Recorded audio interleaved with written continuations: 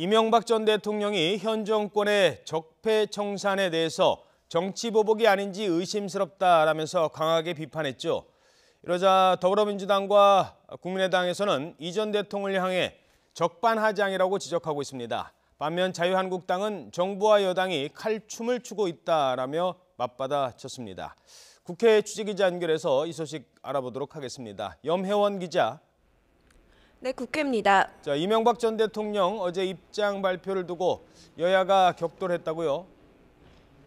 네, 그렇습니다. 민주당과 국민의당은 이 전 대통령을 강하게 비판한 반면 자유한국당은 반대로 정부와 여당을 향해 맹비난을 쏟아냈습니다. 더불어민주당 추미애 대표는 적폐청산을 두고 정치 보복이니 감정풀이니 하는 것은 군 정보기관을 흥신소 취급한 분이 할 말은 아니라고 밝혔습니다. 또 이명박 정부의 국기문란 행위가 이제야 드러나는 건 박근혜 정부가 제대로 수사하지 않고 두둔했기 때문이라며 이 전 대통령은 4대강 사업과 자원 외교, 방위사업 비리 등 적폐의 원조였다고 강조했습니다. 국민의당도 이 전 대통령은 상식과 품격이라는 말을 입에 올릴 자격도 없다며 강하게 비판했습니다. 안철수 대표는 재임 중에 국민의 상식을 무너뜨리고 국격을 훼손한 이 전 대통령의 기자회견을 보고 부끄러움을 느꼈다고 말했습니다. 반면 자유한국당은 정부와 여당에 대한 공세 수위를 더욱 높였습니다. 홍준표 대표는 최근 정부와 여당의 행태를 보면 조선시대 망나니 칼춤이 연상된다며 정치 보복에만 혈안이 돼 있다고 지적했습니다. 또 이를 막기 위해서는 보수 우파가 뭉쳐야 한다며 보수 적통을 이어받은 본당으로 앞으로 서울 여의도당사에 이승만, 박정희, 김영삼 전 대통령의 사진을 걸겠다고 덧붙였습니다.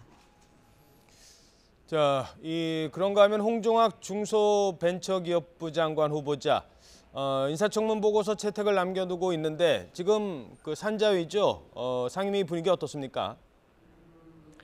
네, 일단 인사청문 보고서 채택을 앞두고 현격한 시각차를 보이고 있는 여야는 여전히 평행선을 달리고 있습니다. 원래 오늘 오전 11시부터 해당 상임위인 산자위 전체회의에서 보고서 채택 여부를 논의할 예정이었지만 야당의 반대가 만만치가 않습니다. 민주당은 지난주 인사청문회를 마친 뒤에 줄곧 야당의 대승적인 결단을 촉구하고 있습니다. 인사청문회를 통해서 홍 후보자의 역량과 자질이 확인됐고 또 그동안 제기된 의혹도 상당수 해소됐다는 건데요.